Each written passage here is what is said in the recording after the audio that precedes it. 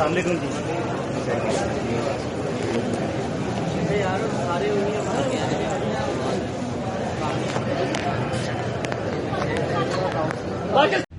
ریحان طارق کو مبینہ طور پر آج ضلع کچہری میں پیش کیا جائے گا اور سننے میں یہ آ رہا ہے، اطلاعات یہ مل رہی ہیں کہ ان کو نعیم وٹو صاحب جو جسٹس ہیں ان کی عدالت میں پیش کیا جائے گا. جناب آج کا دن جو ہے وہ ریحان طارق کے اوپر بڑا بھاری گزرا ہے. اور یہ بھاری کیسے گزرا ہے ذرا میں آپ کو تھوڑا سا تفصیلات بتاتا جاؤں کہ ریحان طارق نے جو ہے وہ جب ان کی ایک آڈیو لیک ہوتی ہے تو ان میں وہ کہتے ہیں کہ جناب مجھے تو پتہ ہی نہیں ہے کہ مجھے کس نے گرفتار کرنا ہے، کیا معاملات ہے، مجھے تو یہ بھی پتہ نہیں ہے کہ میرے خلاف درخواست کون سی ہے. حالانکہ ایک چیز میں آپ کو بتاتا جاؤں کہ جب بھی کوئی بھی جو ہے وہ NCCA کی کوئی جو ہے وہ مقدمہ درج ہوتا ہے یا ایک اپلیکیشن جاتی ہے، یاد رکھیے گا کہ اس میں کبھی بھی جو اپوننٹ ہوتا ہے جس نے آپ کے اوپر اپلیکیشن دی ہوتی ہے یا درخواست دی ہوتی ہے،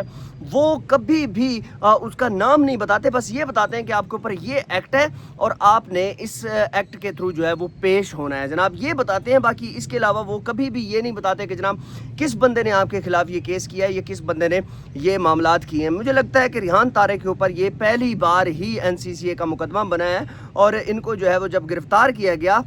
تو یہ اپنے سارے ساتھیوں کو، آپ کو پتہ ہے کہ جب بھی کسی جرنلسٹ کو گرفتار کیا جاتا ہے تو سارے جرنلسٹوں کو جو ہے نا وہ میسج جو ہے وہ کنوے کیا جاتا ہے، کیونکہ وہ ان کی جو فون لسٹ ہوتی ہے اس کے اندر وہ جو ہے وہ میسج کر دیے جاتے ہیں کہ جناب فلاں بندے کو جو ہے وہ اٹھا لیا گیا جناب. تو اسی طرح ریحان طارق نے ان کو میسج کیا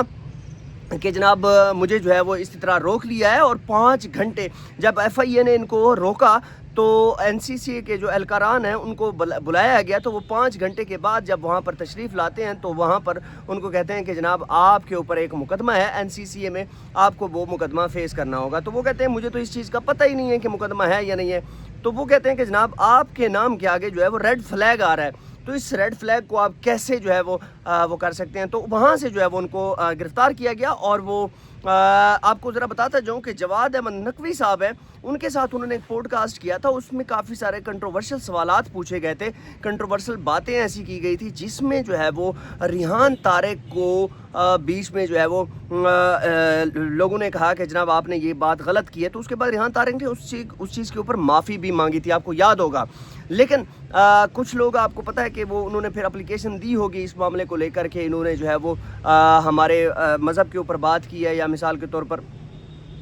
آپ کو پتہ ہے کہ انتشار پیدا ہوتا ہے ان سارے معاملات کو لے کر، ان ساری باتوں کو لے کر انتشار پیدا ہوتا ہے. وہ انتشار جو ہے وہ اس کی بیس پہ جو ہے یہ مقدمہ درج کیا گیا ہے شاید. تو NCCA نے ان کو جو ہے وہ پکڑ لیا اور آج جو ہے وہ سننے میں یہی آ رہا ہے کہ نعیم وٹو صاحب کی عدالت میں جو ہے وہ ان کو پیش کیا جائے گا اور ان سے جو ہے وہ فرداً جو ہے وہ دیکھا جائے گا کیا ان کو جو ہے وہ ان کو جوڈیشل کیا جاتا ہے یا ریمانڈ دیا جاتا ہے یا جو بھی معاملات ہوتے ہیں وہ بعد کی بات ہے. لیکن میں آپ کو ایک چیز بتاتا جاؤں کہ جو میرے دوست جرنلسٹ دیکھ رہے ہیں یا مثال کے طور پر جو لوگ ایسے دیکھ رہے ہیں جو کسی کے خلاف ویڈیو بنا دیتے ہیں یا کسی اس طرح کی ویڈیو بنا دیتے ہیں، یاد رکھیے گا کہ جب بھی کسی بندے کو NCCA کا نوٹیفیکیشن موصول ہوتا ہے تو اس نوٹیفیکیشن میں جو ہے وہ صرف ایک پیپر ہوتا ہے اور اس پیپر میں جو ہے نا یہ چیز دکھائی جاتی ہے کہ جناب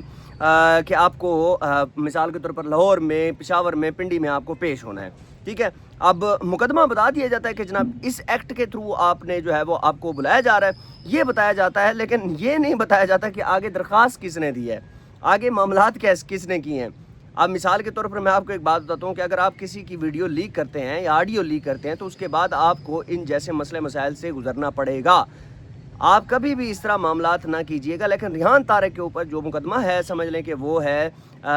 دین میں جو ہے وہ انتشار وغیرہ پیدا کرنا، مسلمانوں میں انتشار وغیرہ پیدا کرنا. تو اس وجہ سے ریحان طارق کو جو ہے وہ اٹھایا گیا. لیکن کچھ لوگ یہ کہہ رہے ہیں کہ جناب ریحان طارق نے جو ہے وہ کسی مقتدر حلقوں کو خوش نہیں کیا جس وجہ سے ان کو اٹھایا گیا ہے. جناب یہ میں نہیں کہنا چاہ رہا اس بات کو لے کر کہ بھائی جناب کہ انہوں نے کسی کی بات نہیں مانی یا مثال کے طور پر پنجاب حکومت یا اسٹیبلشمنٹ کی بات نہیں مانی تو اس وجہ سے ان کو اٹھایا گیا. اس چیز میں کوئی صداقت نہیں ہے، میں نہیں سمجھتا اس چیز میں کوئی صداقت ہوتی. اگر کوئی اس طرح کی کوئی صداقت ہوتی تو ان کو یہاں پر ایسے ہی پکڑ لیتے، لازمی نہیں کہ ایئرپورٹ سے پکڑ لیتے. بہرحال یہ ایک غلط افواہ پھیلائی جا رہی رہی ہے. اور میں آپ کو یہ چیز بتاتا جاؤں گا کہ نعیم بھٹو صاحب کی عدالت میں جب ان کو پیش کیا جائے گا تو وہاں پر جو ہے وہ جو NCCA کے جو وکیل ہوں گے وہ انہوں نے دلائل پیش کرنے ہیں کہ کس وجہ سے ہم نے ان کو گرفتار کیا اور ہمیں جو ہے وہ ان کا ریمانڈ چاہیے یا اس طرح کے کوئی معاملات جو جب ہوں گے تو وہ مکمل طور پہ میں آپ کو اپڈیٹس کے ساتھ جو ہے وہ لازمی آپ کو بتاؤں گا. ویڈیو اچھی لگے لازمی شیئر کیجیے گا, چینل کو سبسکرائب کیجیے گا. آپ کا بہت شکریہ. اللہ حافظ.